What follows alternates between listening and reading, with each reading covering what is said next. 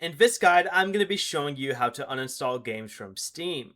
This is Miguel from Just Pause, and before we get into this guide, make sure to like the video and subscribe to the channel with all notifications on for more content like this. It really does help out the channel and we'd greatly appreciate it. If you have any questions, just ask them down in the comment section below. I'm going to be doing my best to reply to every single comment down there.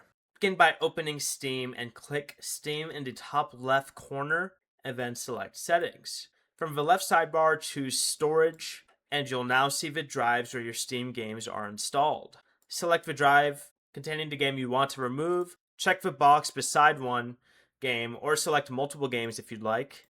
And after making your selections, you can click Uninstall. A confirmation message will appear. Select Uninstall again to remove the chosen games from your computer. You can also switch to another drive from this menu and repeat the same steps to delete games stored there. Before you leave, remember to like the video and subscribe to the channel with all notifications on for more content like this. It really does help out the channel and we'd greatly appreciate it. And if you did have any questions, just ask them down in the comment section below. I'm going to be doing my best to reply to every single comment down there. Peace.